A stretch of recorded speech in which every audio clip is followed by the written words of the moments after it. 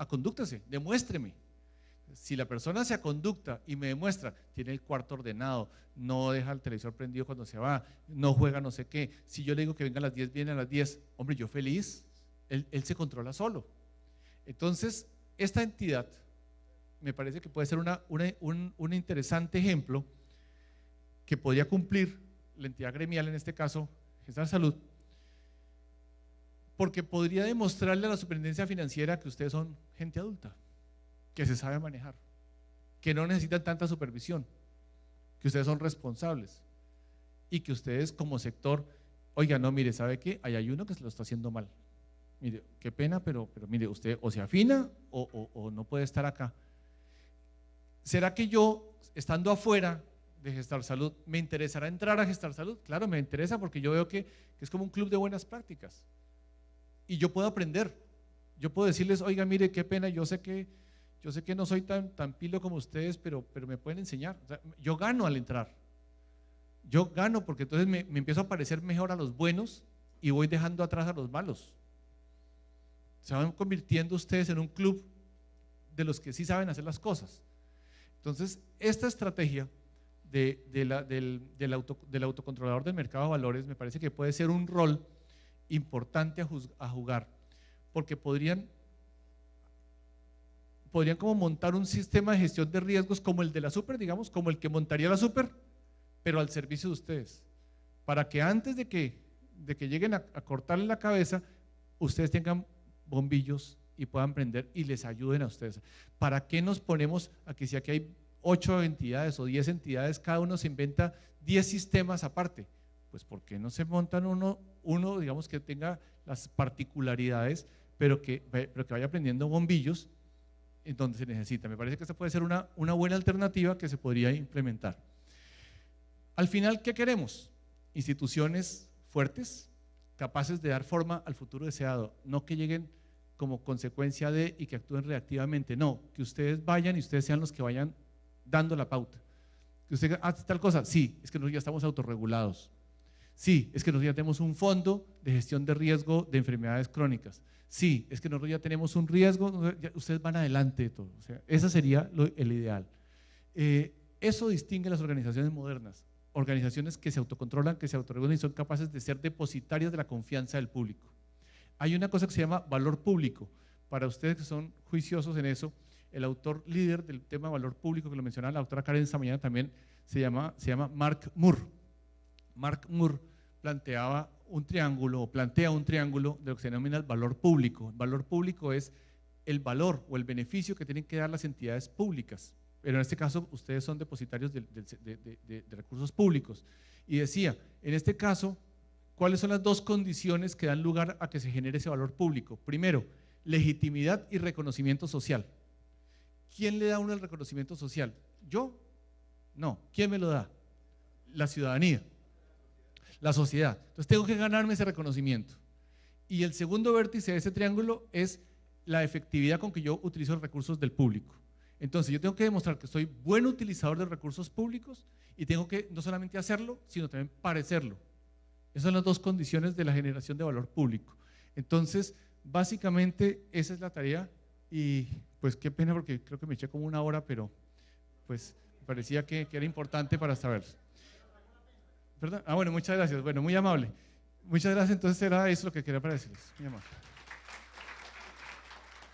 Muchas gracias, doctor.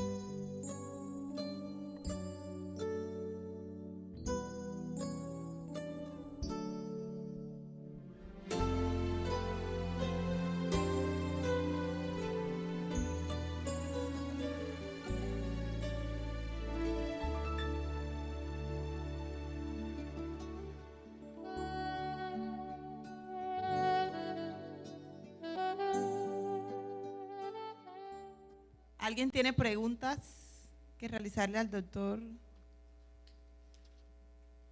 ¿No? ¿No entendieron nada? Sí, un segundo.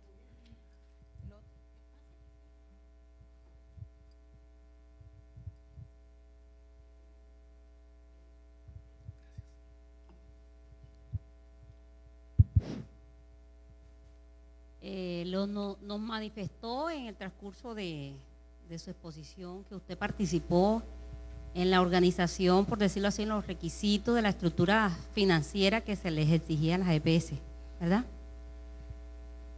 Hoy el gobierno nos está, todavía no sabemos porque todavía no ha salido el decreto, pero eso es lo que se oye decir con la resolución o el decreto que salió que nos va a regir la superfinanciera. Y como superfinanciera que es, uno se va a los organismos que ellos controlan y vemos que se basa en un estatuto orgánico, el cual tiene unas exigencias muy fuertes, por decirlo así, usted lo dijo. Nosotros no estamos preparados en estos momentos para acreditar esa cantidad de recursos que ellos nos Pero pueden aprender. Claro, sí, podemos aprender. Mi pregunta va, ¿cuánto tiempo dio el gobierno para aceptar, o más bien, no, la pregunta, ¿cuánto tiempo dio el gobierno a las EPS contributivas para cumplir esos requisitos que si más bien pues vemos que no fueron tan fáciles?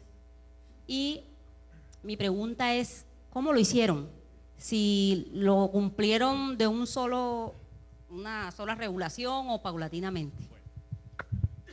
Bien, gracias. Hay varias cosas. Uno, a la superfinanciera hay que mirarla con respeto, por supuesto, pero también desde el punto de vista de las capacidades que ustedes tienen. O sea, ya ustedes no tienen dientes de leche, ya ustedes ya están creciditos y yo creo firmemente que ustedes tienen toda la capacidad gerencial de cumplir. Eso no me cabe duda. ¿A que me tienen que dar plazo? Claro, sí. ¿Que me tienen que enseñar? También.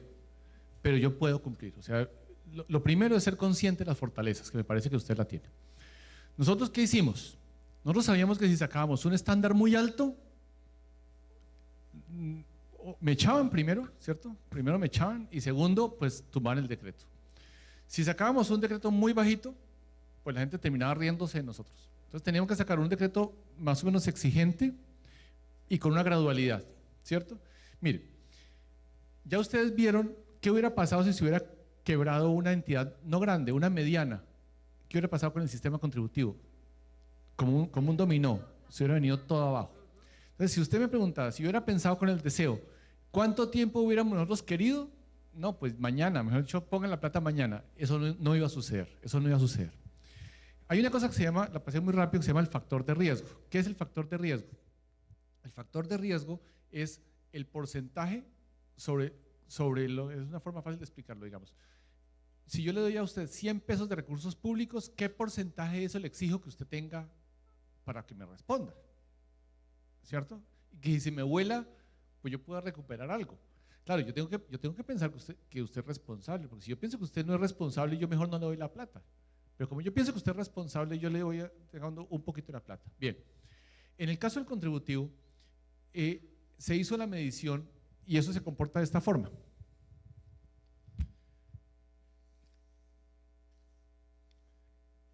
Yo defino en una distribución normal de todo el sector, yo defino cuál es la posibilidad máxima de la probabilidad que yo me acepto, cuál es la probabilidad máxima que yo aceptaría de que una entidad se quebrara, como probabilidad.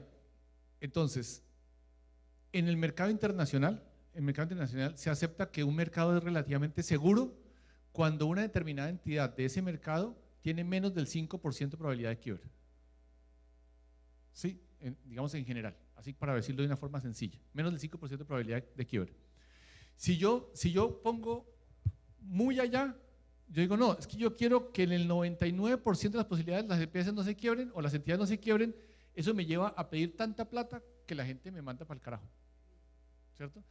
Pero también si yo corro mucho de para acá y yo digo, no, yo acepto que por ahí con un 25%, pues eso es un chiste, porque entonces todo el mundo se quiebra y ahí todo el mundo hace lo que le parece y entonces ¿qué? Entonces digamos que el 5, 8% era eso. Entonces la idea nuestra era, ¿cómo hacemos hoy?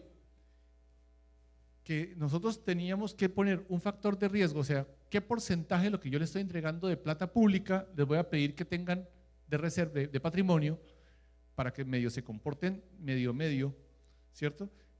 Y que se quiebre, tenga la posibilidad de quiebra menos del 5% de las entidades. Entonces, eso es una distribución que estaba más o menos entre el 8% y el 19%. Si ustedes revisan el decreto 574, decía que el factor de riesgo que se les pedía era del 12%. Del 12%. ¿Por qué se puso 12%? Pues porque no éramos tan bobos nosotros, digo nosotros, Carlos Ruiz y yo. No éramos tan bobos porque el decreto inicial venía con sistema de gestión de riesgos, pero por diferentes presiones nos hicieron sacar el decreto de la parte de gestión de riesgos. Entonces, si usted mira en el 574, dice que la exigencia es del 12%, pero no dice nada de gestión de riesgos. Cuando ya hicieron las cuentas bien y vieron que era mucha plata, dijimos, ok, pues entonces, si ustedes quieren menos plata, poner menos plata, pues entonces, pues monten un sistema de gestión de riesgos. Entonces, ¿qué se logró? Que tuviéramos esa posibilidad, digamos, razonable de que no se iban a quebrar más de esas entidades, más del 5% de las entidades, y que nos pusieran esta plata. Esta plata significó 400.000 millones de pesos que volvieron, eran UPCs que ya el Estado había pagado y que la gente se las había bebido y ya volvieron al sistema. ¿En cuánto tiempo? En 5 años, 6 años, en 6 años. ¿Saben cuánto estaba el factor de riesgo en el año 96? En el 2%. La probabilidad de quiebra era altísima, altísima, y tratábamos de recoger la pita lo más rápido posible. Primer punto de la respuesta, o sea, teníamos una meta, pero que no salió del sombrero, sino que salió de un cálculo actuarial. Bien. Y segundo, sabiendo que no podíamos ser un rey de burlas, entonces se arrancaba en el 5% y se trataba de llegar al 10%. Primer punto.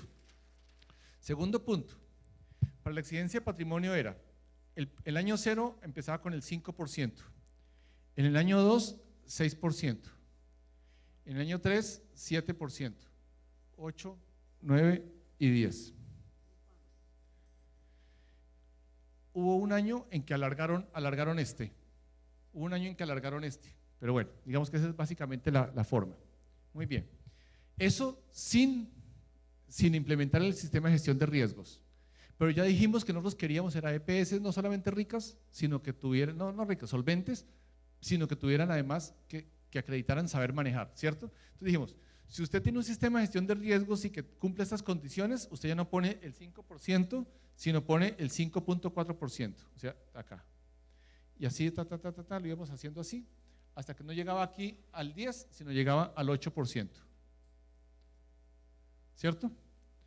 O sea, era un incentivo, era prácticamente un subsidio que el Estado le estaba haciendo para que montaran su sistema de gestión de riesgos.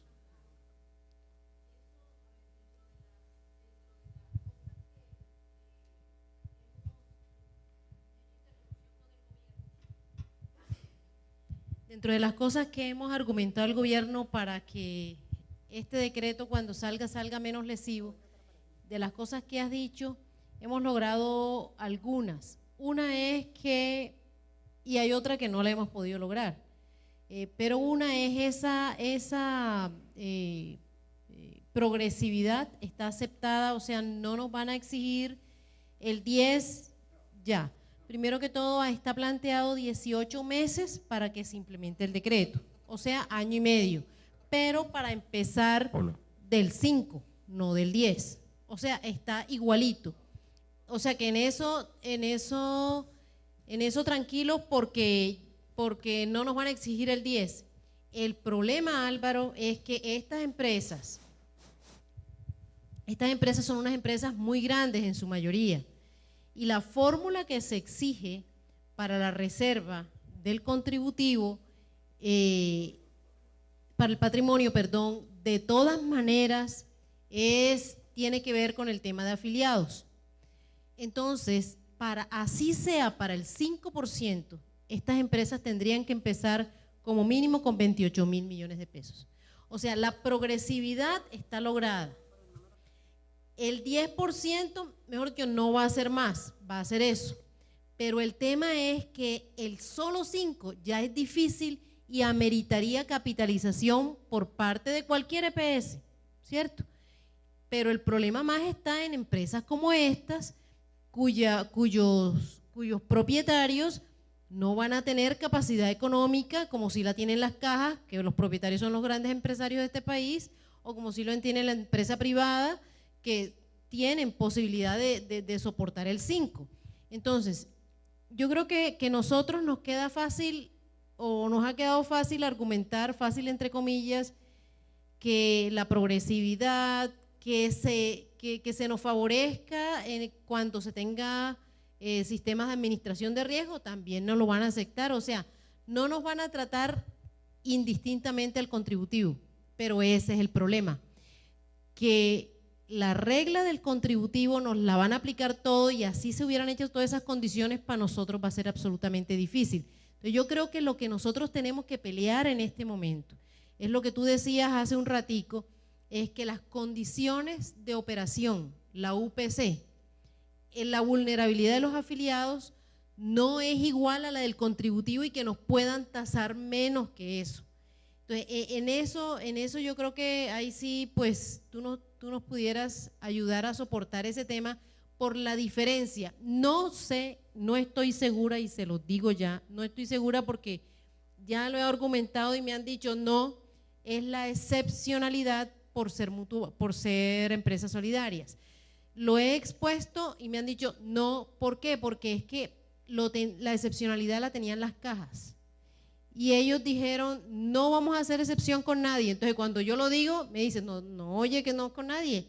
Entonces, la excepcionalidad de las mutuales y de las cooperativas, no estoy segura de lograrlo. Tendríamos que argumentarlo también, de pronto con otros postulados. Pero la gran diferencia entre el subsidiado y el contributivo no la hemos argumentado suficientemente.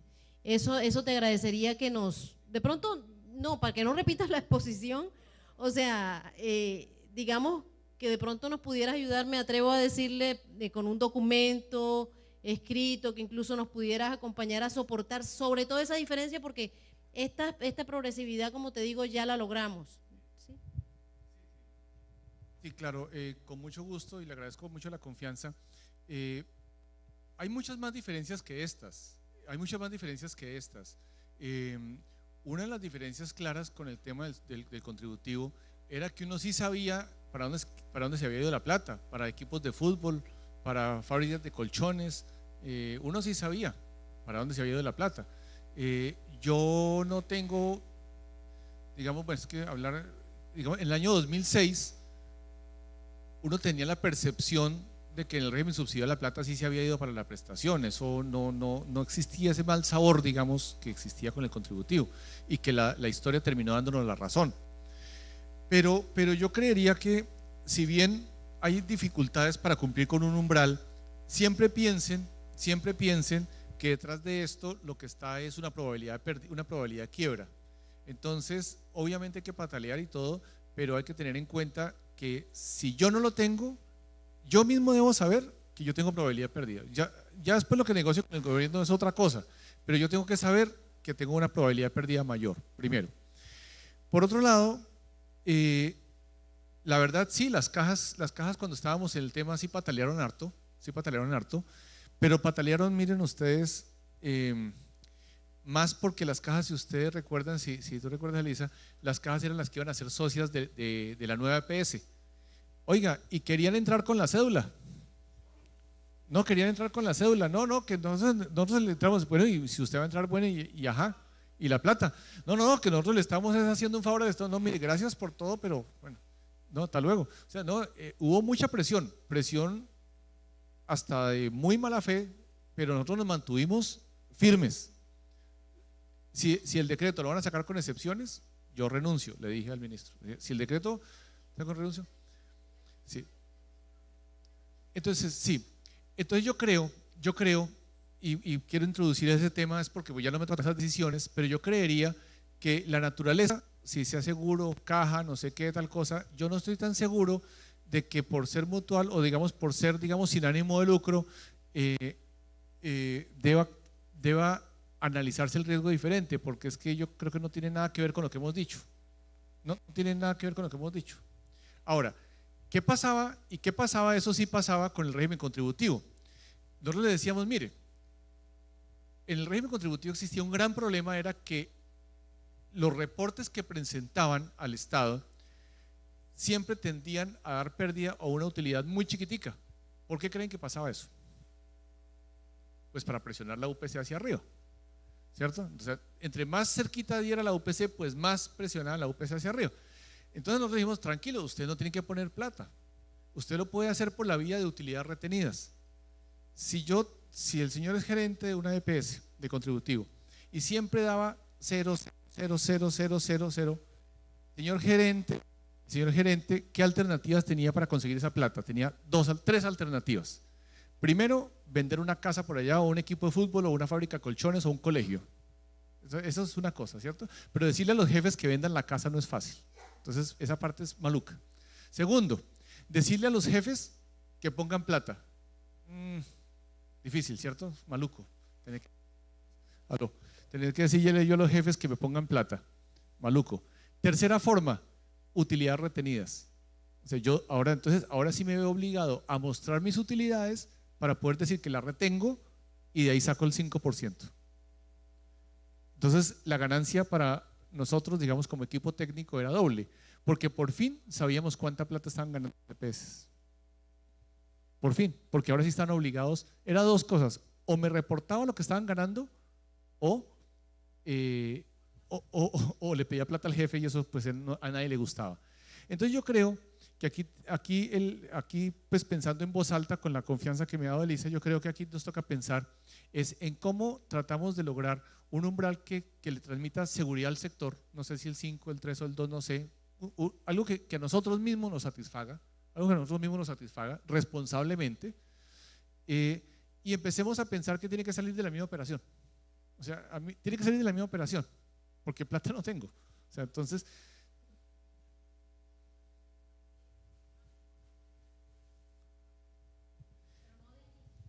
sino con una…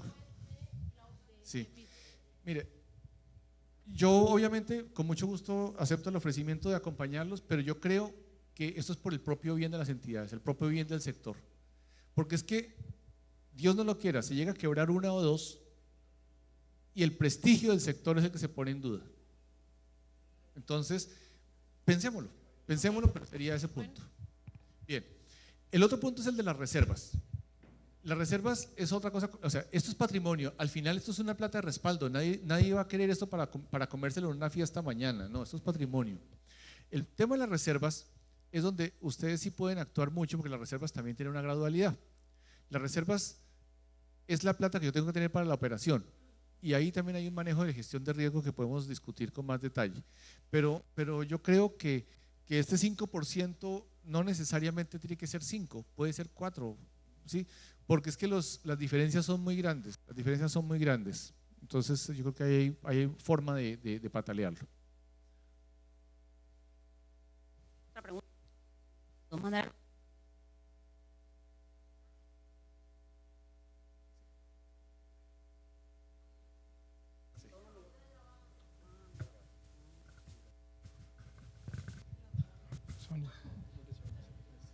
Gracias. Es importante este tema porque el tema que sigue tiene que ver con esto y es muy bueno que él nos despeje la duda antes que se vaya. Doctor, desde su punto de vista, ¿existe normatividad, como usted lo acaba de expresar? Nosotros nos rige normatividad como ARS, como EPS y como aseguradora actualmente con el decreto. Desde su punto de vista, ¿cree usted, y aquí también la doctora Elisa juega un papel importante, que el Estado tiene que clarificar de qué manera nos va a regular y de qué manera va a exigir los requerimientos, dado que si nos hace unos requisitos o nos exige unos requisitos como aseguradora, no tendría el Estado que exigirnos el 65% de administración con la red pública, porque vamos a administrar riesgo en salud?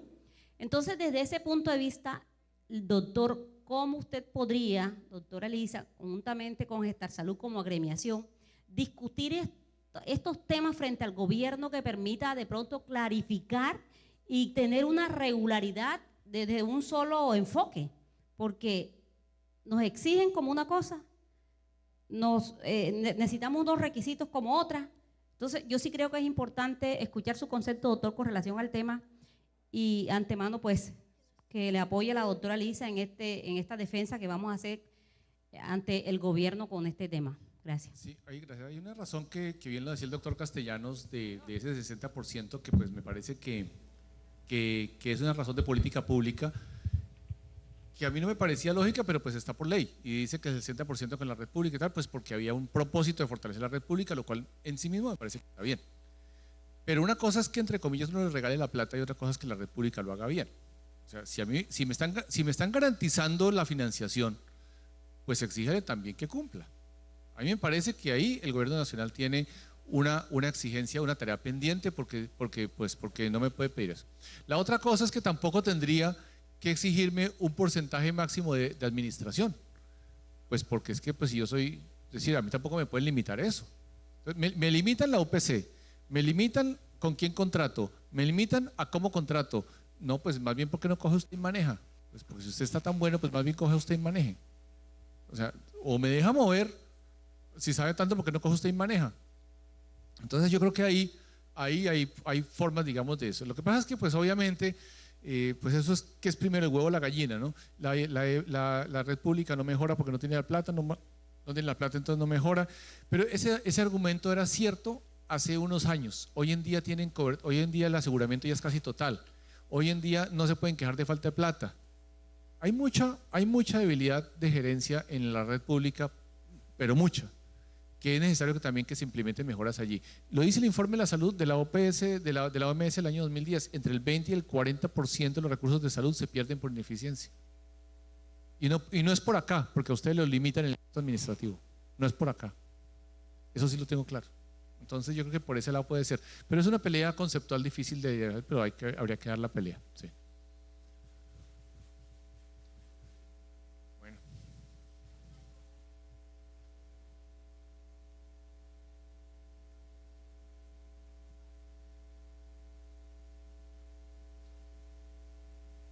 Bueno, muchas gracias a ustedes por la paciencia, muy amables.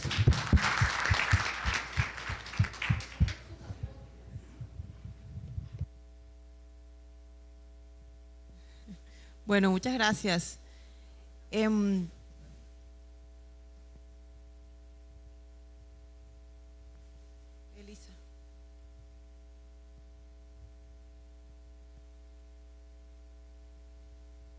Quienes no hayan diligenciado la encuesta que tienen enfrente, por favor, diligencienla. Esperemos que la doctora Elisa...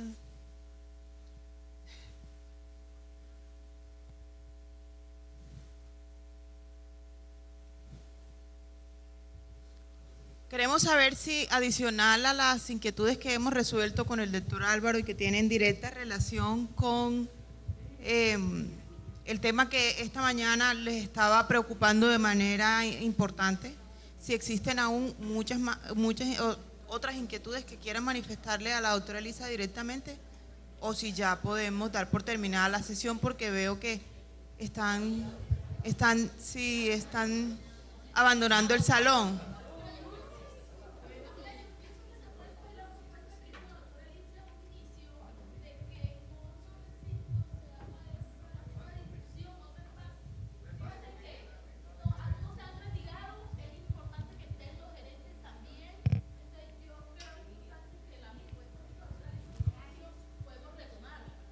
Para que nos quede grabado, la señora Margarita lo que nos dice es que dado que compañeros directivos se han retirado y que es un tema en donde deberían estar un número mayor con los gerentes, además se acogen a la propuesta o se propone acoger la propuesta de que en un espacio diferente a este, muy pronto, se dé la discusión.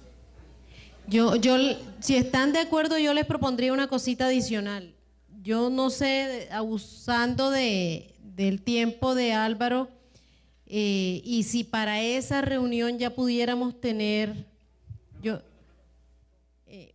los directivos están muy preocupados por el planteamiento que se tiene que hacer fuerte para lograr al menos aminorar el riesgo que se tiene con esta exigencia. Entonces tendríamos que discutir cuáles son los elementos y que ellos estén enterados. Entonces para eso se tendría una reunión posteriormente con ellos y los gerentes, ¿verdad? Para que estén ahí y que en lo posible yo digo que para que él en ese momento ya llevare una propuesta concreta de intervención o de redacción o de argumentación para el tema. Un borrador. Sí, un técnico. Sí, podríamos mirar. Sí.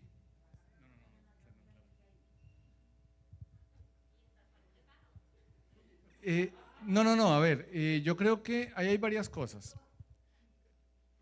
Lo primero que me parece que es importante entender, y así lo siento, es que no se piense que, me han dicho que se nos apareció el coco. O sea, esto es por el bien del sector mismo. Ahora, si nosotros, y perdón, hablo en primera persona, no tuviéramos las capacidades, pues yo estaría, pero temblando. Pero las capacidades están. Entonces, ahí hay un terreno de avance. Segundo, sí me parece que hubiera sido deseable, no digamos que no haber perdido este tiempo, digamos no, pero digamos que esos decretos están promulgados desde el año 2007 y digamos que qué bueno que ustedes en este momento pudieran aprovechar y leerlos como si fueran carne propia, para que ya con esta presentación que hicimos ustedes como que lo entiendan mejor, ¿cierto? Como que se metan ahí y de pronto cuando ya nos veamos, entonces tengamos como un poquito más digamos de un punto de vista técnico para podernos llegar a algo concreto.